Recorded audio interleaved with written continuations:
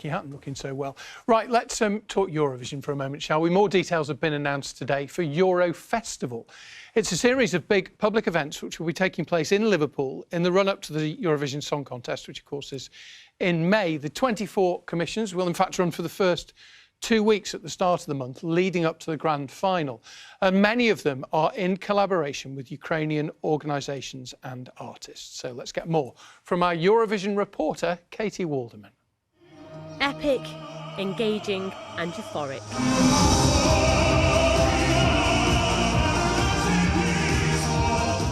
The EuroFestival is being billed as the pre-party to end all pre-parties, epitomising this year's contest slogan, United by Music.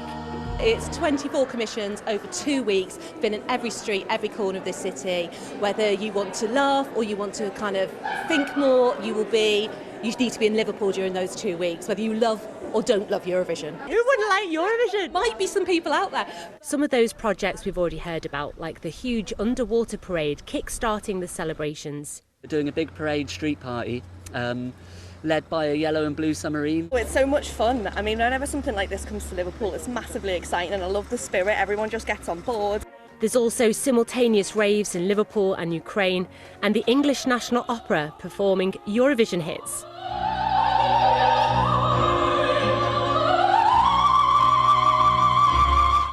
We love that it's a bit crazy and is also serious in other bits. It's a proper spread of stuff. Did you have to sell it to the artist? No, not at all. I mean, you just mentioned Eurovision and a lot of the singers are like, yep, instantly I'm in. But now we've heard about the rest of those projects, including a trail of 12 large-scale light-up nightingales representing different regions of Ukraine. Each of our 12 birds, which are huge inflatable sculptures, they have their own unique sound. While Protect the Beats will see the Nelson Monument on exchange flags surrounded by thousands of sandbags, replicating how statues are being saved from shelling in Ukraine. It's crucial to support and to learn more about Ukrainian culture because at the same time it's been a target of Russian invasion in Ukraine because they want to erase it. Another will see almost 1,000 children from both Merseyside and Ukraine flying kites at the same time.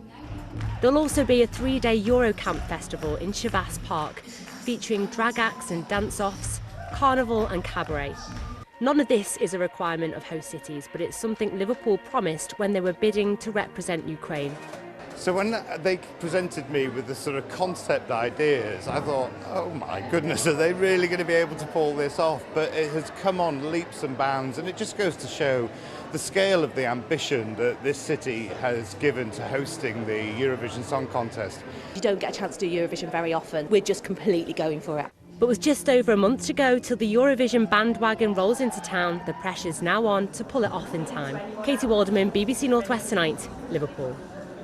Who knew there was a Eurovision minister? We do now. Well, I've been talking to Marta Shokolo from the BBC's Ukraine service. She says that she is overwhelmed by the way that Liverpool is reflecting Ukraine in its programme of events. This is the best that could happen to Ukrainian culture, because I think this event in Liverpool, it will be such a big window for Ukrainian modern artists, young artists, to show themselves to the world.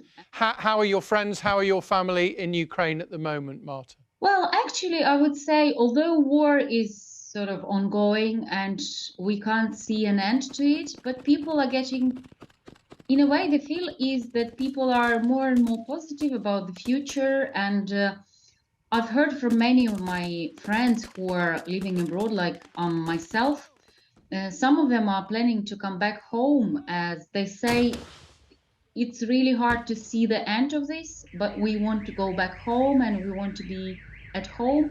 It's hard in a way because, well, Ukrainian economy is struggling and everything is just dangerous because you never know where the rocket can land. Does it worry you in a way that this may carry on for a very long time with people just living in a war zone without any resolution to the whole thing? Yes, it is worrying, and I must say it's like for many people it's like a big choice. They are tired to be away from home. Children are tired of boring schools. They want to go back, and but at the same time, yes, as I said, it's our new normal for many Ukrainians living in the war zone.